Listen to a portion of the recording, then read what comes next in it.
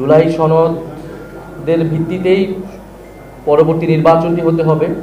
আমরা সারা দেশের মানুষকে আহ্বান জানাচ্ছি, আমাদের জাতীয় নাগরিক পার্টি এবং আমাদের গণ অভ্যুত্থানে অংশগ্রহণকারী ছাত্র জনতা সহ সাধারণ মানুষ সবাইকে আমরা আহ্বান জানাচ্ছি আগামীকাল ঢাকায় স্বতঃস্ফূর্তভাবে আমাদের এই কর্মসূচিতে অংশগ্রহণের জন্য। জাতীয় নাগরিক পার্টির পক্ষ থেকে আমরা ভবিষ্যৎ বাংলাদেশের রূপরেখা এবং আমাদের কর্মসূচি আমরা এই অনুষ্ঠানটি আয়োজিত হবে।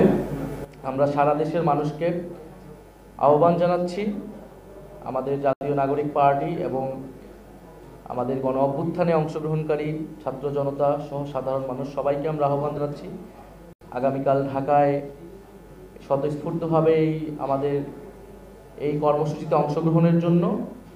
আমরা এই কর্মসূচির মাধ্যমে আমাদের যে ভবিষ্যৎ পরিকল্পনার রূপরেখা সেটি আমরা হাজির করতে যাচ্ছি এবং দেশ গড়তে জুলাই পদযাত্রা কর্মসূচিতে সারা দেশে আমাদের এই কর্মসূচিতে যারা অংশগ্রহণ করেছেন, সহযোগিতা করেছেন, মিডিয়া কর্মীরা আমাদেরকে নানাভাবে সহযোগিতা করেছেন, আমরা তাদেরকেও ধন্যবাদ জানাই। এবং আমাদের এই জুলাই পদযাত্রায় মূলত বিচার সংস্কার এবং নতুন সংবিধানের দাবি ছিল। পাশাপাশি আমরা জুলাই ঘোষণাপত্রের কথা বলেছিলাম এবং জুলাই সনদের কথা বলেছিলাম সংস্কারের দাবিতে।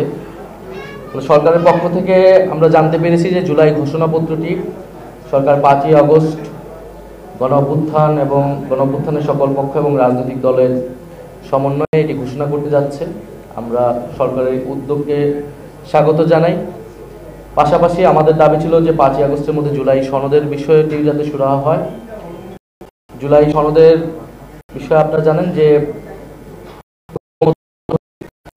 ম্যাক্সিমাম জায়গায়, কিছু জায়গায় মত রয়েছে।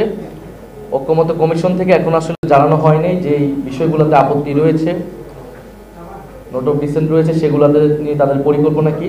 এবং আমরা ঐক্যমত্য কমিশনের যে প্রশ্নটি তুলেছি লাস্ট সেশনগুলিতে, আমাদের সদস্য সচিব সেখানে ছিলেন, যে এটার বাস্তবায়ন পদ্ধতি কি সেটা নিয়ে ঐক্যমত্য কমিশন কথা বলেনি। ফলে আমাদের এই বাস্তবায়ন পদ্ধতির সুরাহা হয়ে আমাদের এই জুলাই সনদে সকল দল স্বাক্ষর করবে, যেটি কিভাবে বাস্তবায়ন হতে যাচ্ছে। এবং আমরা বলেছি যে জুলাই সনদের আইনি ভিত্তি থাকতে হবে, জুলাই সনদের ভিত্তিতেই পরবর্তী নির্বাচনটি হতে হবে।